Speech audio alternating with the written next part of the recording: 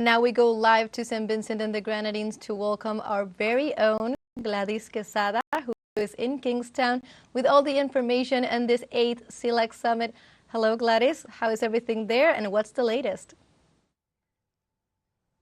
Hello, Belen. Yes, as you were saying, this 8th Summit of CELAC, the Latin American and Caribbean Union, this regional bloc, this is going on today. So in the morning time, as you were saying, there was a primordial gathering. They were talking and debating, and they had one of the meetings on the Latin American and Caribbean region as a peace zone. There, Antonio Guterres, the General Secretary of the United Nations, he was stressing the need to find solutions to the actual and current crisis in the region, and he praised the diplomacy exerted by Guyana and Venezuela in their meetings and in their dialogues on the territorial dispute over the Essequibo region. Also, there was some statements from the president of Cuba, Miguel Díaz-Canel, who was saying that CELAC is too young for history, but is making history in the moment by calling for union, calling for solidarity, and calling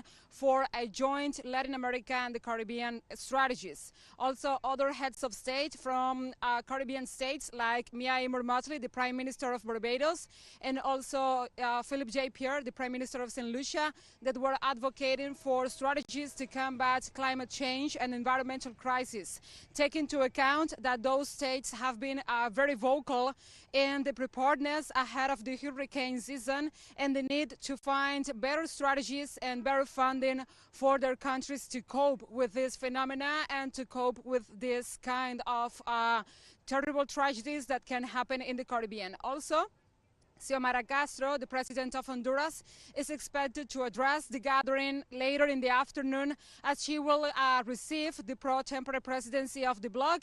And many of the presidents here are praising the development and the management of St. Vincent and the Grenadines during this year as pro-tempore president of the bloc.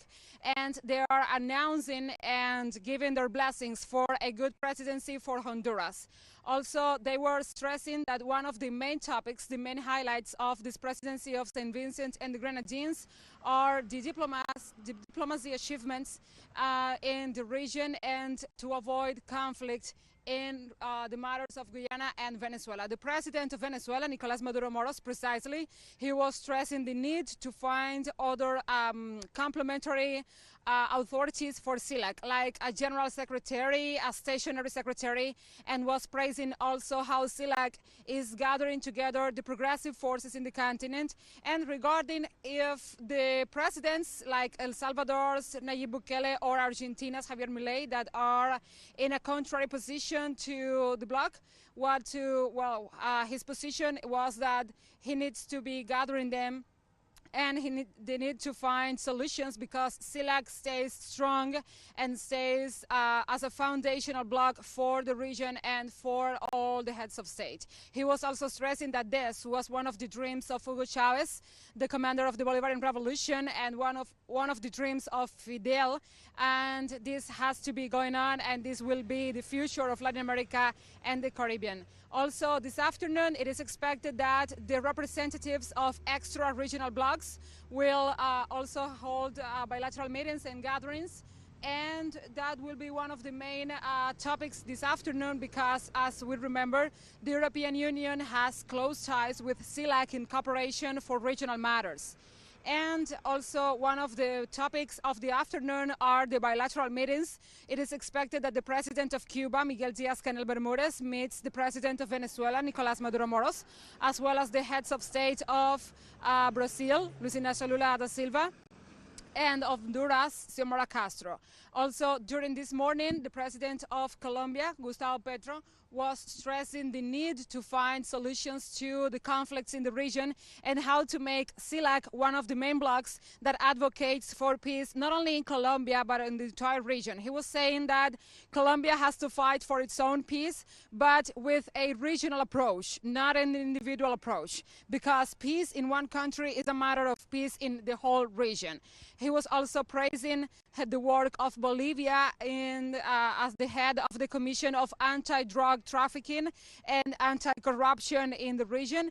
And Bolivia was also present here and showing concern of other topics of interest in the region as well. So far, this is what is expected for this afternoon. The heads of state, they had their family picture in the morning and also a cultural activity that was like a pause for their dialogues, but they will resume the debates this afternoon. So that's so far what is expected. That is what they have announced, but we will have more contacts and more reports and more information in upcoming emissions. Back to you, Belén. Thank you, Gladys, for such a thorough report on what is happening there in Kingstown in these